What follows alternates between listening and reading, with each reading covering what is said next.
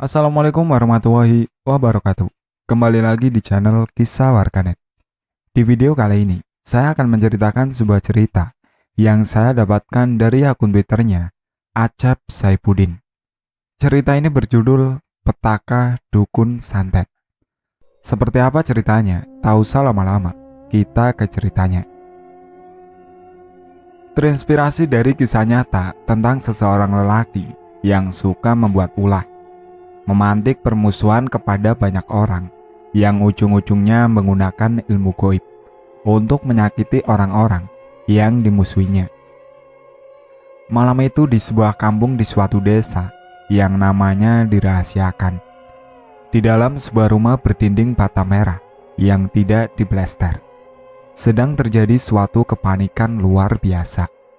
Bagaimana tidak, seisi rumah yang terdiri dari para penghuni rumah dan para tetangga sedang berkerumun mengelilingi tubuh seorang pria berusia sekitar 60 tahunan yang sedang meronta-ronta kesakitan di atas tempat tidurnya yang telah begitu lusuh dan dipenuhi tetesan darah. Tubuh pria itu dipenuhi bintik-bintik merah seperti bekas luka tusukan dari puluhan jarum yang ditancapkan. "Ah, panas, sakit sekali. Setan alas!" Pria itu meronta-ronta sembari berteriak kesakitan. "Astagfirullahaladzim, istighfar pak, istighfar," ucap seorang wanita berpakaian putih dengan kerudung yang juga berwarna putih, yang tampaknya adalah istri pria itu. "Ardo, apa masih lama? Pak Usman kok belum datang juga?" seru wanita berpakaian serba kuning yang duduk di samping istri pria yang tengah sakit misterius itu. "Pak Usman tidak mungkin bisa tiba di sini dengan cepat, Bibi. Jalan ke kampung kita kan rusak parah. Tapi saya akan terus menghubungi beliau," tukas Ardo, seorang pemuda yang memiliki tato bergambar kepala macan di lengan kanannya. "Ini semua pasti kerjaannya tukang rampas tanah orang itu. Sekarang ayah yang menjadi korbannya," gumamnya seraya berlalu keluar dari kamar itu. Namun, sang ayah Ardo kembali menjerit kesakitan sembari meneriakkan kata-kata kasar seperti menyumpahi seseorang. "Ah, dasar kau memang terkutuk. Kau rampas tanahku dan sekarang kau santet aku." "Cukup pak, cukup. Tidak mungkin adik iparmu melakukan hal sekeji itu padamu," istri bapak itu berkata dengan nada memelas, pertanda sedang cemas dan ketakutan. "Lihat Anisti pak, sebagai istrinya Dasran. Ia pasti merasa sangat terpukul atas ucapanmu yang menuduh suaminya telah mengguna-gunaimu," tambahnya. Sementara perempuan berpakaian kuning bernama Anisti hanya menunduk sembari menggigit bibir dengan kedua matanya yang berurai air mata.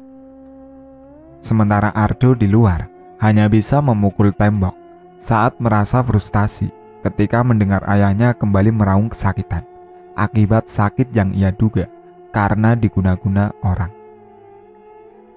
"Aku dari dulu memang tidak suka terhadap orang bernama Dasran yang sebenarnya adalah pamanku.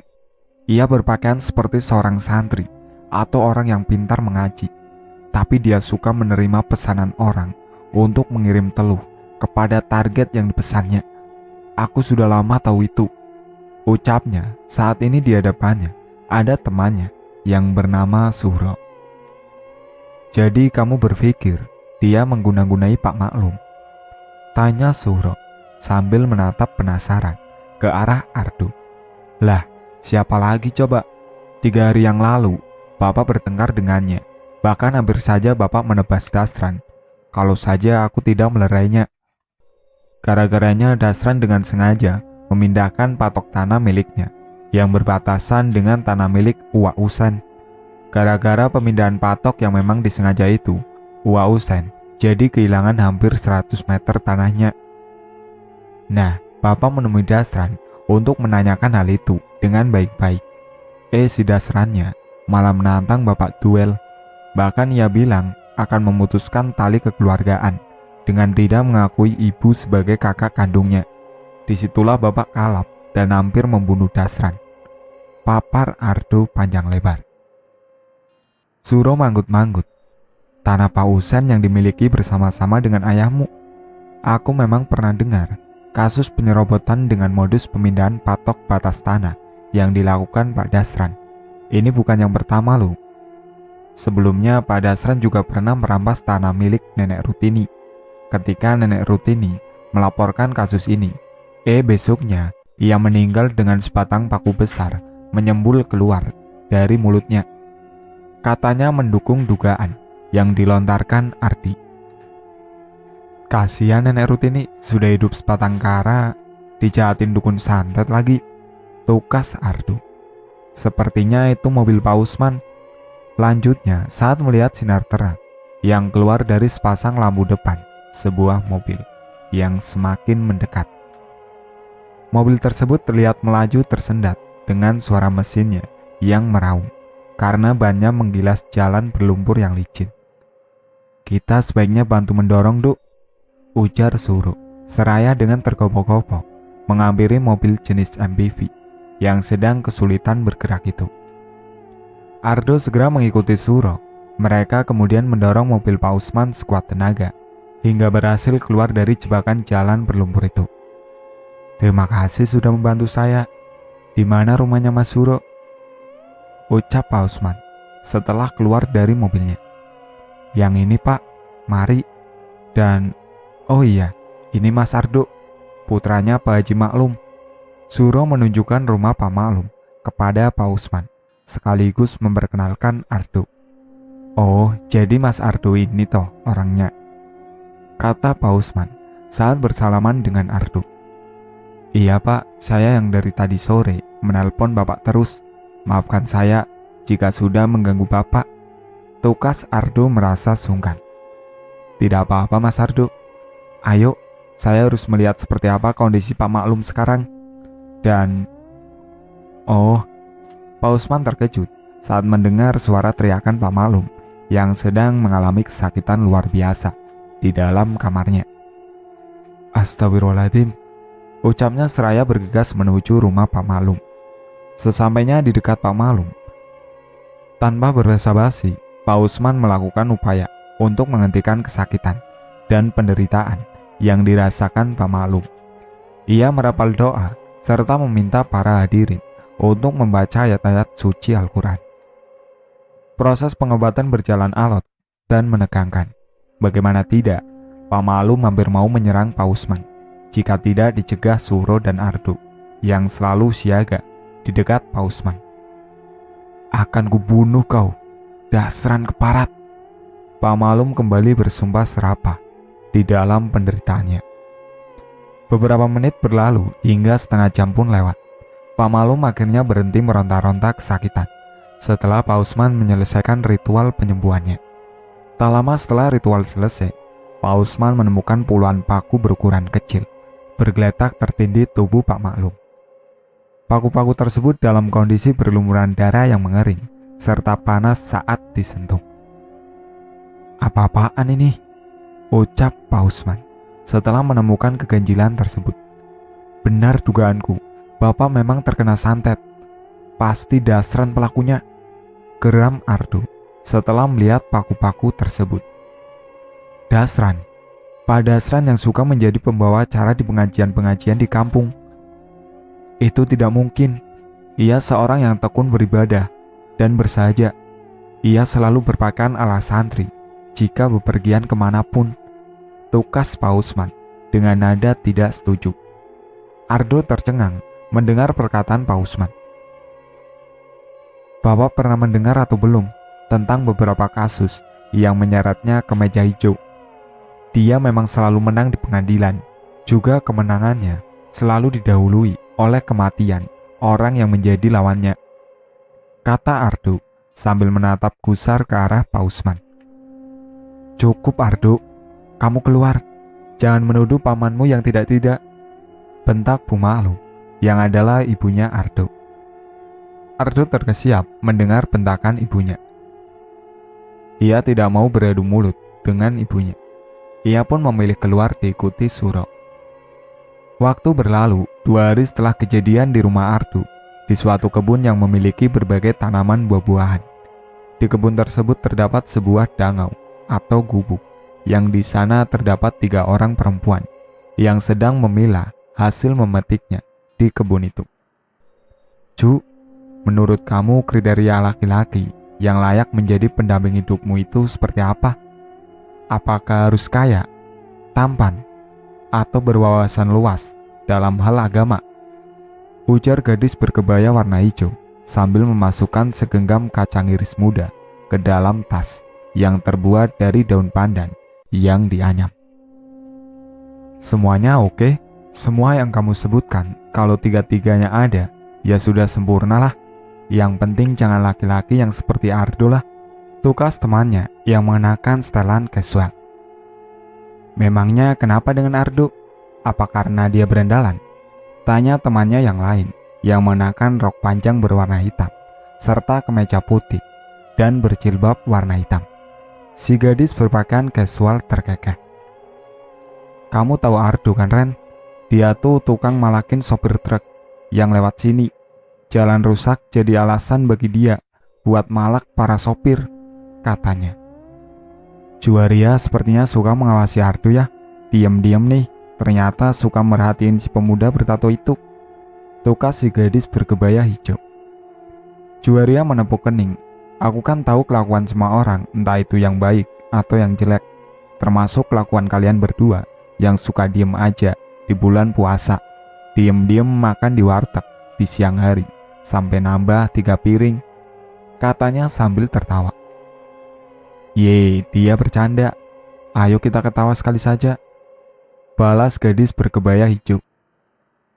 Dina, sebenarnya Pak Usman waktu itu mau kemana ya malam-malam? Dia terburu-buru begitu habis rapat di desa, tanya Juwaria ke temannya yang berjilbab. Aku tidak tahu, mungkin Rena yang tahu, tukas Dina sambil melihat ke arah Rena, gadis berkebaya hijau. Tanya Ardo, aku rasa dia yang lebih tahu, tukas Rena spontan. Kok malah Ardo? Dina terkekeh menanggapi perkataan Rena. Ketika mereka sedang berbincang itulah terdengar suara seperti seseorang sedang memaki-maki. Sudah cukup Pak Dasran, cabut semua benih kelapa yang sudah Anda tanam di tanah saya. Jangan coba-coba merampas tanah saya dengan modus menanaminya dengan pohon kelapa. Saya tidak pernah memberi Anda izin untuk menanami lahan saya. Jangan suka mencari gara-gara. Begitulah kata-kata bernada kemarahan yang keluar dari mulut seorang laki-laki berpakaian atasan kemeja putih dan bawahan celana bahan berwarna hitam. Laki-laki itu sedang berhadapan dengan seorang laki-laki yang lebih muda yang mengenakan celana agak gombrong berwarna putih serta kaos putih tipis dan mengenakan kopiah batik. Rena, Juwaria, dan Dina tampak menguping sembari mengintip dari balik kerumbun pisang. Itu kan Pak Onta, tampaknya Pak Dasran menanami tanahnya tanpa izin, makanya Pak Onta marah, ucap Juwaria pelan. Sembarangan aja sih kamu ganti-ganti nama orang. Ingat ya, Pak Anta, pakai A bukan O, serga Rena sambil tatapannya tidak lepas dari 2 orang yang sedang adu argumen itu. Saya menanam kelapa di tanah Bapak karena saya berpikir Bapak akan senang memiliki tanaman kelapa di lahan Bapak tanpa harus susah payah menanam, kata Pak Dasran kalem. Anda tanami tanah saya, dengan tanaman lain pun saya tidak membolehkannya, apalagi Anda tanami kelapa tanpa izin lagi. Sebaiknya cabut kelapa-kelapa itu dan angkat kaki dari tanah saya. Pak Anta terlihat semakin beringas di hadapan Pak Dasran. Oke, I will remove it son. Pak Dasran kemudian pergi begitu saja tanpa memenuhi perkataan Pak Anta. Sial, dasar tidak beradab. Terpaksa aku yang harus menyingkirkan kelapa-kelapa itu. Aku tidak mau tanaman singkongku jadi gagal karena akar kelapa, umpat Pak Anta, seraya berlalu ke arah lahan yang sudah ditanami bibit-bibit pohon kelapa. Malam pun tiba. Di dalam rumah Pak Anta, tampak ia bersama keluarganya sedang bersantap. Pak, kenapa Bapak tidak selesaikan masalah dengan Pak Dasran dengan baik-baik? Ibu jadi merasa takut karena keributan antara bapak dengan Pak Dasran, ujar Bu Anta, disambut tatapan semua anggota keluarga. Takut kenapa sih, Bu? Takut orang itu menyeret bapak ke meja hijau. Bapak tidak takut, Bu. Bapak siap meladeni apa maunya, tukas Pak Anta dengan yakin. Bukan hanya soal itu, Pak, tapi soal rumor kalau Pak Dasran itu suka main santet, kata Bu Anta disambut kekehan Pak Anta. Bu, itu kan hanya rumor. Bapak mana takut sama hal begituan. Bapak kan... Mendadak Pak Anta berhenti berbicara, diikuti kedua matanya yang mendelik. Bapak! Bu Anta beserta dua putra-putrinya menjerit histeris saat menyaksikan Pak Anta mendelik, sembari menggeram di kursinya. Ia juga kemudian menjerit kesakitan, disusul mulutnya yang mengeluarkan darah yang memancar. Keadaan di dalam rumah menjadi sangat mencekam, apalagi suara jeritan para penghuni rumah terdengar memilukan. Otomatis para tetangga yang rumahnya dekat lantas berhamburan menuju rumah Pak Anta. Apa yang terjadi, Bu? Teriak salah seorang tetangga sembari mengetuk pintu. Pak Anta, Bu Anta, buka pintunya. Adeli, Sofan. Yang lain pun turut memanggil anggota keluarga Pak Anta dari luar rumah. Lama sekali Bu Anta maupun putra-putrinya membukakan pintu, padahal suara jeritan mereka masih terdengar jelas. Rupanya di dalam rumah, selain dihadapkan pada Pak Anta yang sedang meronta-ronta kesakitan setelah ia jatuh dari kursinya akibat terkena serangan guna-guna, mereka juga dihadapkan dengan penampakan sosok makhluk berbadan tinggi dan besar nan menyeramkan. Sosok itu berwarna hitam dan berbulu serta memiliki taring panjang. Sosok itu dapat melayang dan kini sedang menuju ke arah Pak Anta. Sesampainya di dekat Pak Anta, sosok itu meraih leher laki-laki itu dan mengangkatnya dengan sebelah tangan. Tentu saja itu menjadi pemandangan mengerikan yang disaksikan oleh Bu Anta dan anak-anaknya. Bapak, tolong, siapapun yang datang, tolong Bapak. Suara gedoran pintu dari arah teras semakin keras terdengar. Namun Bu Anta dan anaknya tidak bernyali untuk pergi dan membukakan pintu. Itu karena sosok jahat tersebut tepat berada menghalangi jalan sambil mengangkat tubuh Pak Anta ke udara. Tolong! Namun kemudian dari arah pintu depan terdengar suara benturan keras, disusul suara benda berat yang jatuh. Itu adalah pintu yang ternyata tadi sedang didobrak oleh para tetangga yang datang. Ketika pintu berhasil dibuka, mereka menyeruak masuk dan mendapati Bu Anta dan anak-anaknya sedang bersimpuh mengerumuni tubuh Pak Anta yang sudah tidak bergerak lagi.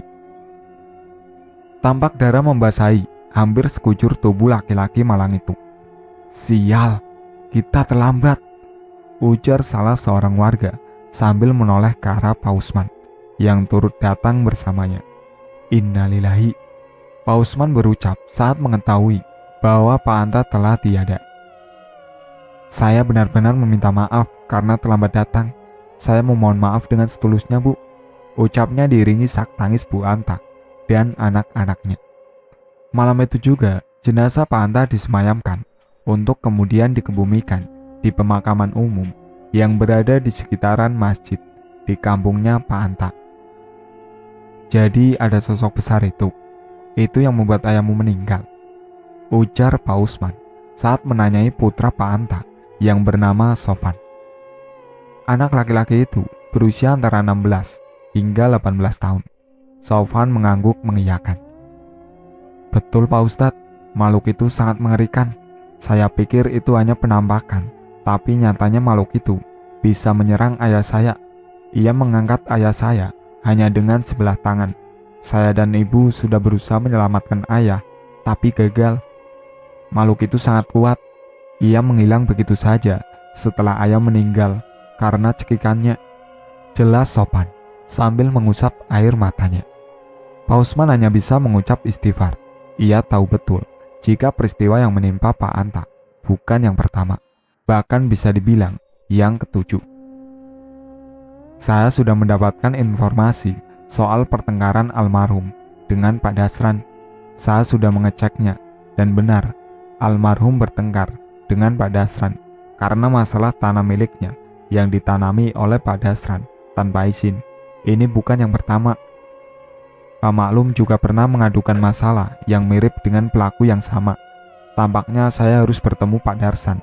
Saya ingin menanyakan secara langsung, kata Pak Usman saat berkumpul bersama warga di aula balai desa. Sebaiknya Pak Ustadz berhati-hati. Pak Dasran itu sangat misterius. Berbicara baik-baik dengannya tidak menjadi jaminan bahwa dia tidak akan memusuhi kita.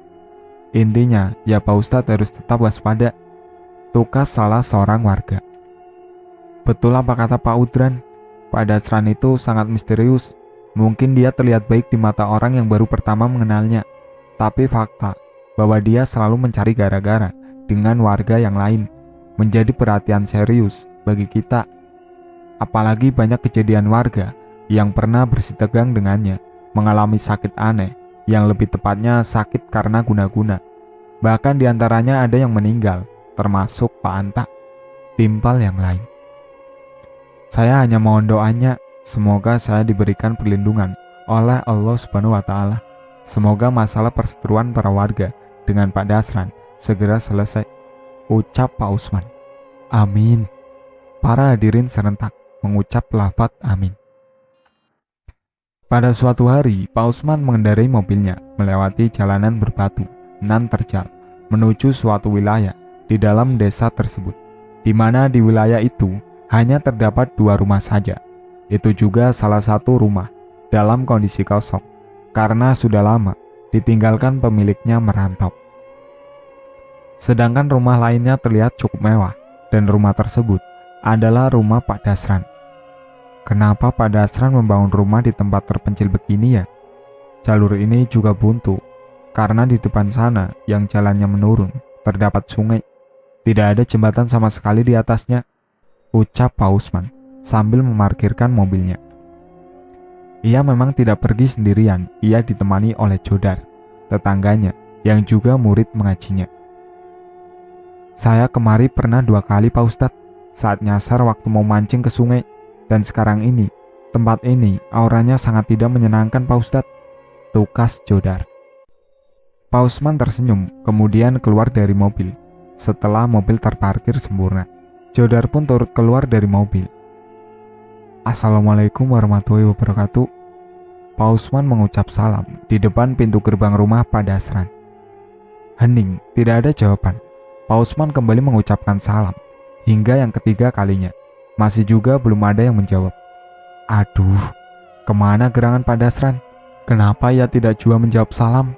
Apa ia sedang bepergian? Kata Pak Usman setengah bergumam. Sedangkan Jodar yang berada di belakang Pak Usman merasa seperti ada seseorang di belakangnya sedang mengawasi ia dan Pak Usman. Jodar juga merasakan bulu kuduknya seperti berdiri, seperti tangan seseorang yang sedang mengawasinya itu sedang bersiap mencengkeram lehernya. Karena penasaran, ia pun menoleh ke belakang. Tidak ada apa-apa selain mobil yang terparkir.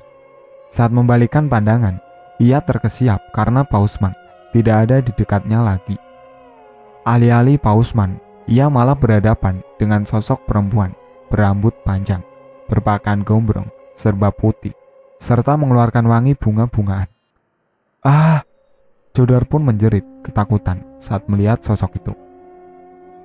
Mendadak Pak Usman muncul kemudian menepuk pundaknya. Jo, sadarlah, jangan terpengaruh. Benar katamu, tempat ini beraura negatif, ucap Pak Usman setelah menepuk pundak Jodar. Saya akan menyingkirkan benteng gaib yang menghalangi kita. Tuan rumah ternyata memang tidak menyukai kedatangan kita. Jika setelah bentengnya menghilang, tuan rumah tak mau juga menemui kita, terpaksa kita pulang dengan tangan hampa, kata Pak Usman seraya merapal doa-doa. Ia juga membaca ayat-ayat suci. Setelah beberapa menit kemudian terdengar suara pintu yang dibukakan. Terlihatlah sosok laki-laki berbadan tegap, mengenakan celana panjang bermotif batik, berkaus putih tipis, dan mengenakan kopiah batik, keluar dari rumah tersebut dan menghampiri pintu gerbang. Beberapa lama kemudian, setelah Pak Dasran mempersilahkan Pak Usman dan Jodar masuk ke dalam rumahnya. Saya sudah tahu maksud kedatangan Anda, Pak Ustadz. Maaf jika tadi ada kesulitan menemukan saya. Saya hanya ingin menguji kemampuan Pak Ustadz, ujar Pak Dasran sambil menatap ke arah Pak Usman dan Jodar bergantian. Lalu bagaimana tanggapan Anda, Pak Dasran? Tukas Pak Usman tanpa ingin repot-repot berbasa-basi. Pak Dasran tersenyum miring. Mereka mengada-ngada, Pak Ustadz. Tuduhan mereka sangat keji dan tidak berdasar. Saya ini hanya seorang petani yang gemar bercocok tanam, tukas Pak Dasran. Saya juga suka bercocok tanam, Pak Dasran. Namun bercocok tanam di tanah orang tanpa izin bukanlah selera saya, ucap Pak Usman sembari menggigit lidah. Raut wajah Pak Dasran tiba-tiba berubah. Jodar yang memperhatikan itu merasa sangat was-was. Sejenak ia mengalihkan perhatian ke arah jendela, mencoba menenangkan pikirannya. Namun ia terperanjat saat melihat keadaan di luar telah gelap, seperti sudah malam saja. Pak Ustadz, kita kemalaman ngobrolnya, kita kemalaman, ujarnya, disambut tatapan mengintimidasi dari sang tuan rumah. Sampai di sini ceritanya, nantikan cerita kelanjutannya di part berikutnya. Sekian dari saya. Wassalamualaikum warahmatullahi wabarakatuh.